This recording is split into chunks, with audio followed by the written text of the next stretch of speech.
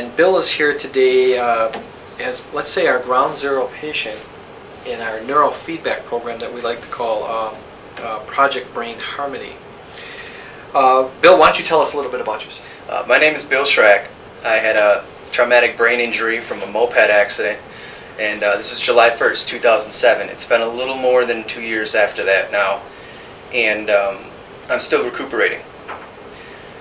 I was driving probably around 15 to 20 miles an hour, and I was taking a kind of a veer in the road, and I go through it and I see there's a car in my lane, and I swerve to avoid it, and I go into a driveway, and the driveway had a pretty large dent in it, and my front wheel landed in there and stopped my front end, and I flew headfirst over the handlebars.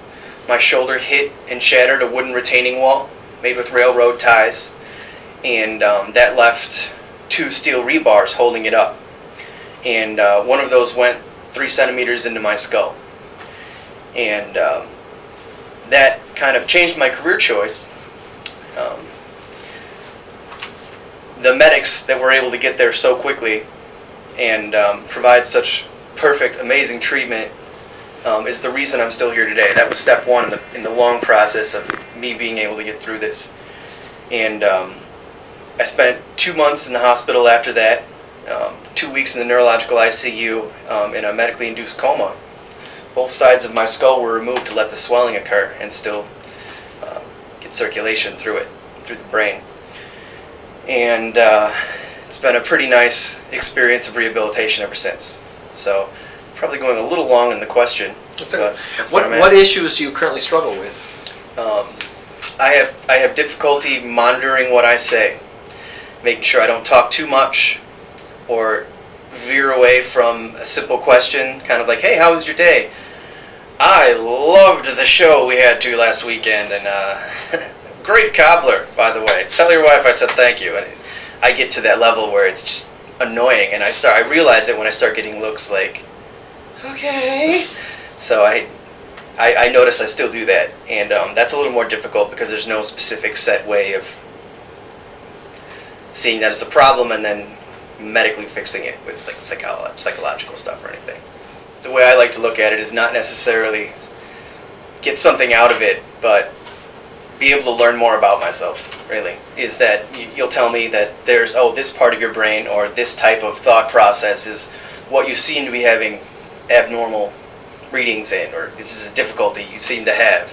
And it's just learning more about any difficulties that I do have right now, where they're coming from and how they can be fixed. Because right now all it is that, I talk a lot about certain things and go into off tangents, and there's no specific way of addressing it. I don't understand the place of origin of that problem.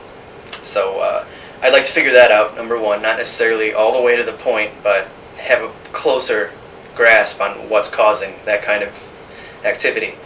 And I also, my father just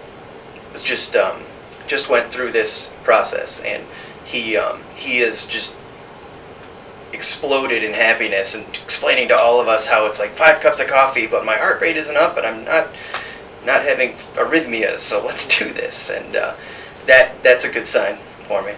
And it's just overall, I've seen that there's a lot of benefits other people have experienced, and if it helps me continue to rehab after the TBI, traumatic brain injury, I'm all for it.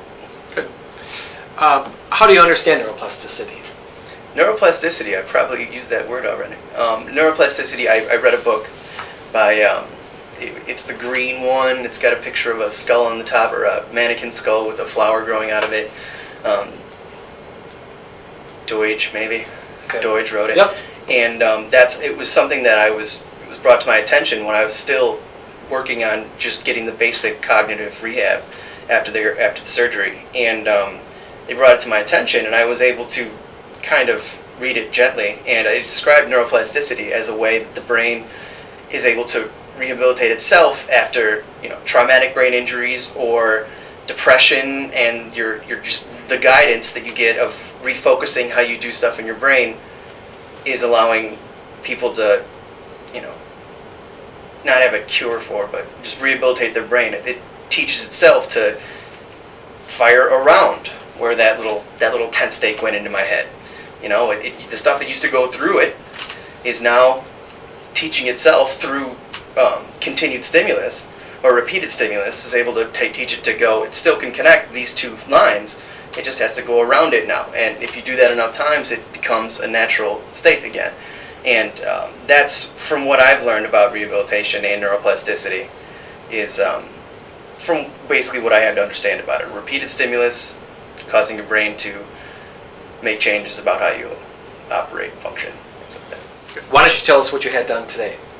Today I had I believe it was a QEEG, and it was on a, I've had a cap on that had a bunch of different electrodes, I believe, on it, and I just did very basic. I would close my eyes and relax, and then open my eyes and relax, and it was able to read how the brain was firing, and anything, I'm assuming you guys would read from an average It or will- something like that. What we will do is come up with a neurofeedback protocol, Okay.